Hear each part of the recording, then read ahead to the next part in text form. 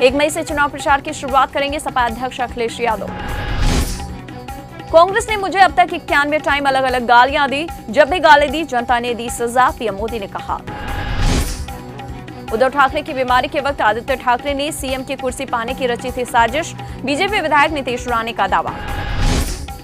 गोरखपुर में बरसे सीएम योगी, कहा जो सीना तान चलते थे वो माफिया गले में तख्ती लटकाकर जान की भीख मांग रहे हैं। गलतफहमी दूर करनी है तो ईमानदारी चुनाव कराकर देख लें, अब्दुल्ला आजम ने कहा। लखनऊ नगर निगम चुनाव में सपा का वादा, हाउस टैक्स हाफ और वाटर टैक्स माफ। दिल्ली सीएम आवास के रेनोवेशन मामले में एलजी ने 15 दिन में मांगी रिपोर्ट। और दिल्ली में अब नाइट शिफ्ट में भी काम कर सकेंगी महिलाएं, ड्राफ्ट को मिली मंजूरी। अब खबरें विस्तार से।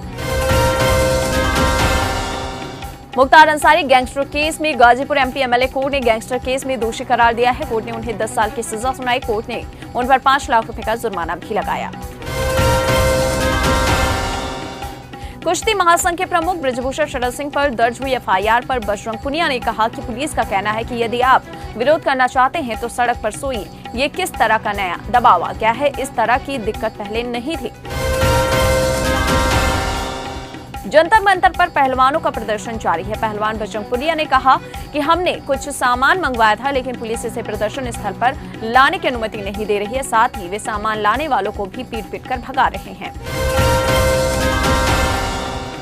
वहीं ब्रजभूषण शरद सिंह ने कहा कि इसमें यानी जांच में फेडरेशन की कोई भूमिका नहीं है। इन लोगों की मांग लगातार बदलती है। जनवरी में इस्तीफा देने की इनकी, मैंने तब भी कहा था कि मैंने अगर अपने पद से इस्तीफा दे दिया तो इसका मतलब ये नहीं कि मैंने इनके आरोपों को स्वीकार किया।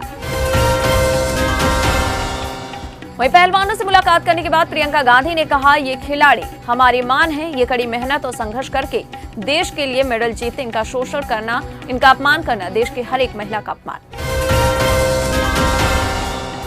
सीएम योगी आदित्यनाथ गोरखपुर पहुंचे, जहां उन्होंने विपक्षी दलों का नाम लिए बगैर उन पर जोरदार हमला बोला और कहा कि जातिवाद की राजनीति ने उत्तर प्रदेश का बेड़ा गर्क कर रखा है। इनसे यूपी के नौजवानों ने सामने पहचान का संकट खड़ा किया है।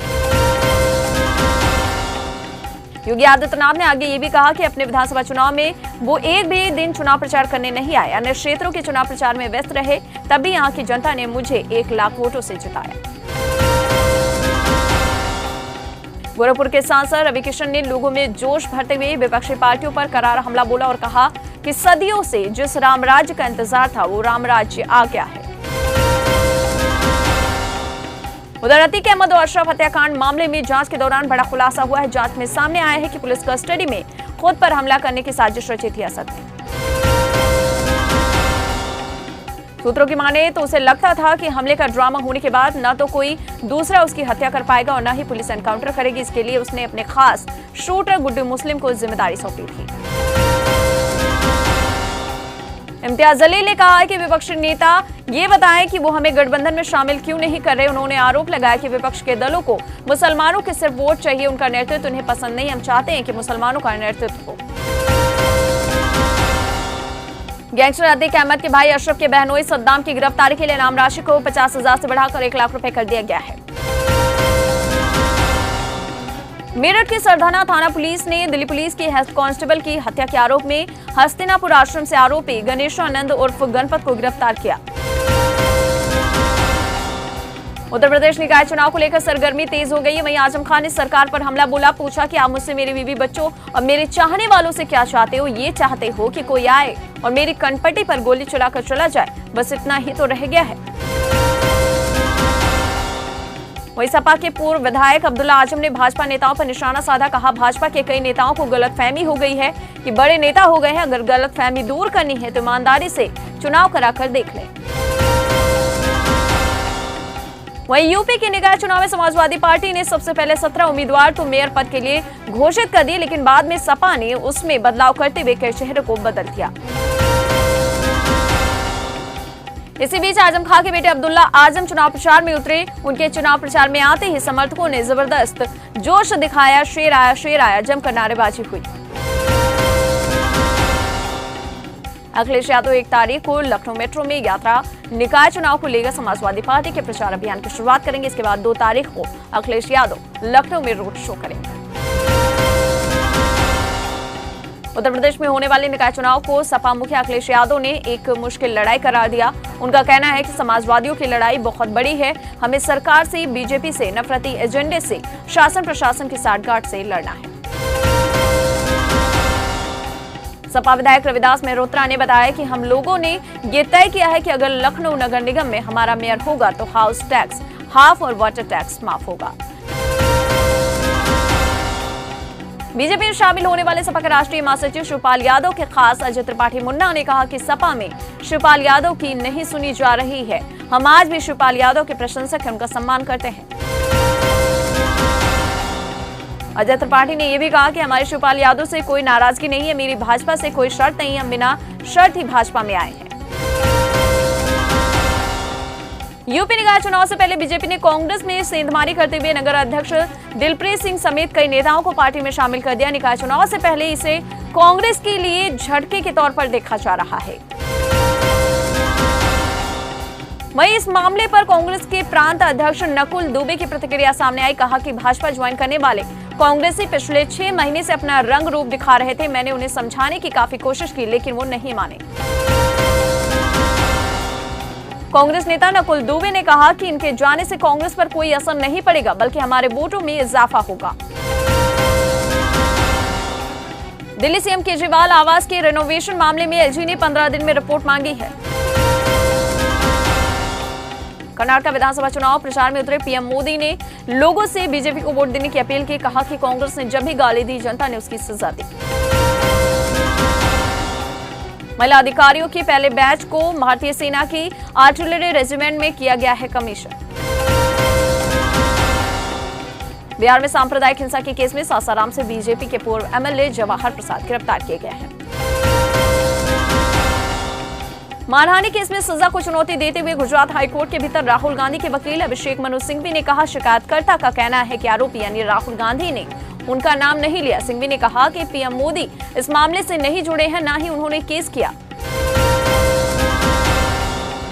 दिल्ली पुलिस पहलवानों की सुरक्षा मुहैया करवाएगी। आरोप है कि ब्रजभूषण शरण सिंह ने न केवल देश बल्कि विदेशों में भी अंतर्राष्ट्रीय आयोजनों के दौरान महिला पहलवानों का यौन शोषण किया।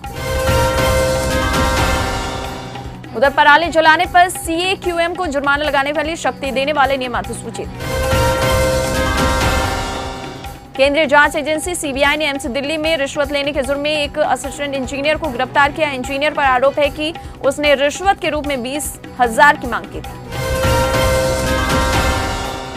अमित शाह ने कहा कि कांग्रेस पार्टी जब जब कर्नाटक में आई, उसने गरीबों किसानों की चिंता नहीं की। उन्होंने केवल और केवल यहां से धन दिल्ली पहुंचाने की चिंता की। पूर्व केंद्रीय मंत्री मुख्तार अब्बास नकवी ने पीएम मोदी के खिलाफ खरगे की टिप्पणी को लेकर मुख्य विपक्षी दल पर निशाना साधते हुए कहा कि गाली का सेल्फ गोल कांग्रेस की बदहाली का झोल बन गया है।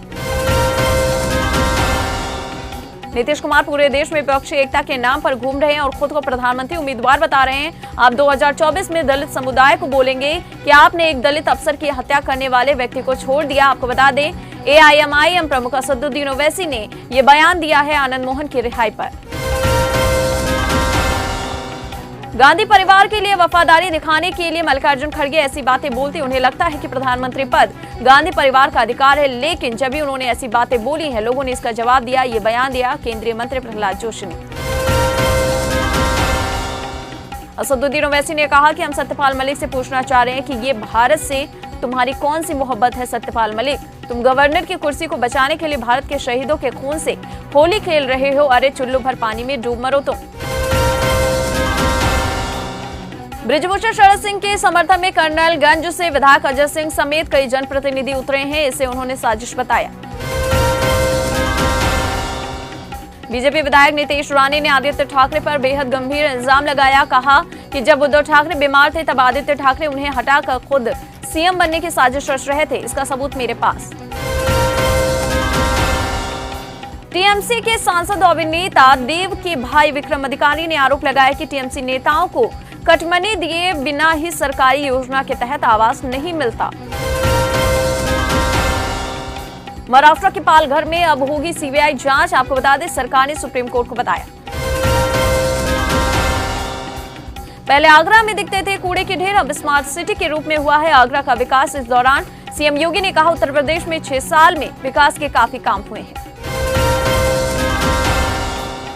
भारत की आबादी को लेकर जर्मनी में बनाए गए कार्टून को लेकर भारत में जर्मनी के राजदूत ने कड़ा ऐतराज जताया। कहा कि मैं मानता हूं कि कार्टून न ही फनी था और न ही सही था, उन्हें भारत के बारे में और पता करना चाहिए।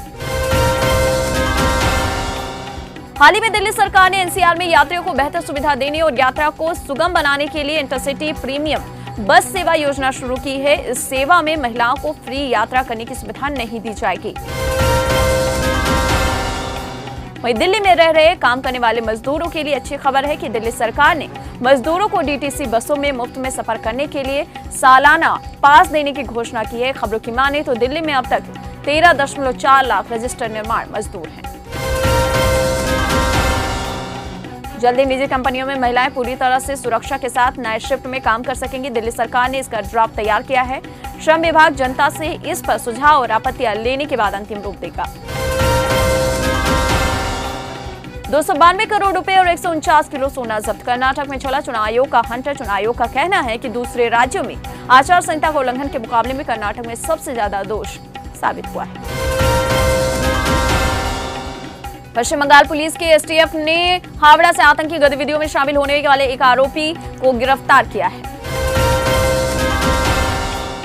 महाराष्ट्र में बेमौसम बरसात और ओले गिरने की घटनाओं ने कहर ढा दिया। 10 से ज्यादा लोगों की मौत, 1150 से 1200 के करीब मुर्गे और मुर्गियों की मौत हुई। अगले 5 दिनों के लिए ऑरेंज अलर्ट, येलो अलर्ट जारी। अब जाते जाते एक नजर दुनिया की तमाम बड़ी खबरों पर। जून के बाद हमें कोई भी नहीं देगा लोन, पाकिस्तान के विशेषज्ञ ने कहा। भारी कर्ज वाले देशों की लिस्ट में हुआ शामिल। यूक्रेन का रूस पर पलटवार, क्रीमिया में तेल टर्मिनल पर ड्रोन से किया हमला, लगी भीषण आग। ब्रिटेन में भारतीय छात्रों को मिलेगी 3 सालों तक स्कॉलरशिप, छात्राओं को मिलेगा रिजर्वेशन। आतंकवाद की निंदा